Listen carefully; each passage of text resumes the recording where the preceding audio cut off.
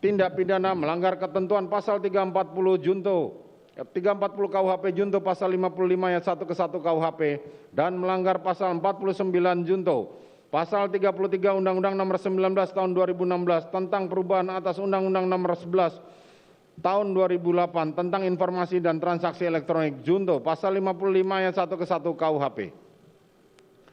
Menimbang bahwa selama di persidangan berlangsung tidak terdapat alasan pemaaf maupun alasan pembenar pada diri terdakwa yang dapat menghapus pertanggungjawaban pidana atas perbuatan yang dilakukannya, maka berdasarkan pasal 193 ayat 1 KUHP, terdakwa haruslah dijatuhi pidana. Menimbang bahwa sebelum majelis hakim menjatuhkan pidana terhadap terdakwa perlu dipertimbangkan hal-hal yang memberatkan maupun yang meringankan. Hal yang memberatkan, perbuatan terdakwa dilakukan terhadap ajudan sendiri yang telah mengabdi kepadanya kurang lebih selama 3 tahun.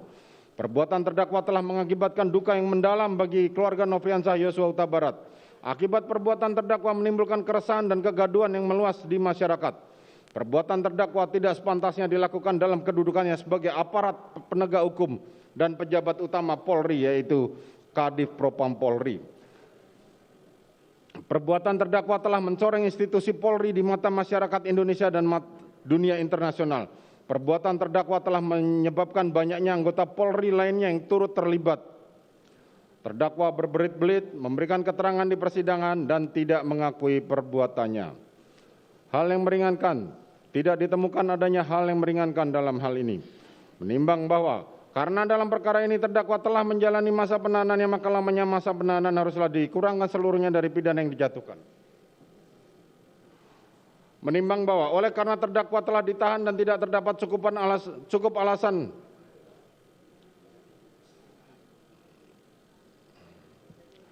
Menimbang bahwa oleh karena terdakwa telah ditahan dan tidak terdapat cukup alasan berdasarkan undang-undang yang mengeluarkan terdakwa dari dalam tahanan, maka sesuai dengan ketentuan pasal 193 ayat 2 huruf B KUHP terhadap diri terdakwa haruslah dinyatakan tetap berada di dalam tahanan.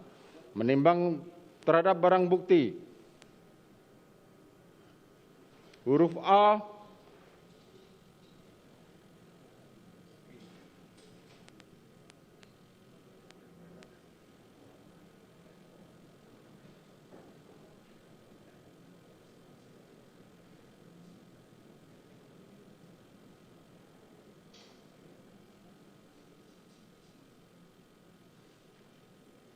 dari angka 1 sampai dengan angka terakhir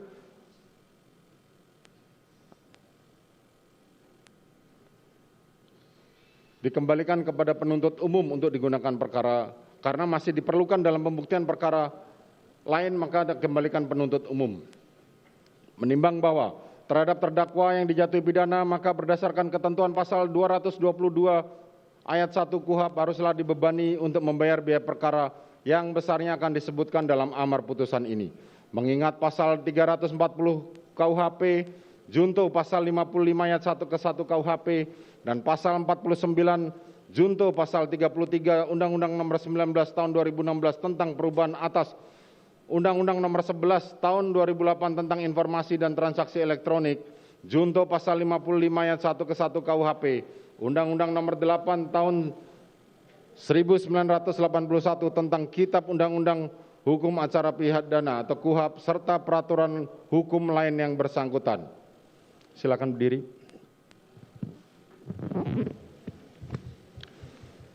Mengadili, menyatakan terdakwa Ferdi Sambo SH SIK MH telah terbukti secara sah dan meyakinkan bersalah melakukan tindak pidana turut serta melakukan pembunuhan berencana dan tanpa hak melakukan tindakan yang berakibat sistem elektronik tidak bekerja sebagaimana mestinya yang dilakukan secara bersama-sama.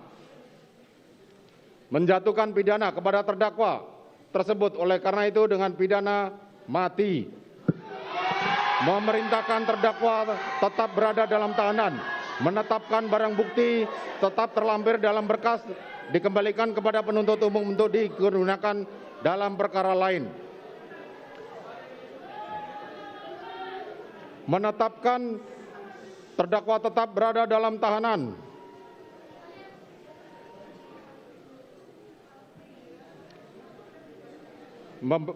Demikian membebani pula terdakwa untuk membebani biaya negara dibebankan pada biaya perkara dibebankan pada negara. Demikianlah diputuskan dalam rapat permusyawaratan. Silakan duduk. Demikianlah diputuskan dalam rapat permusyawaratan Majelis Hakim Pengadilan Negeri Jakarta Selatan pada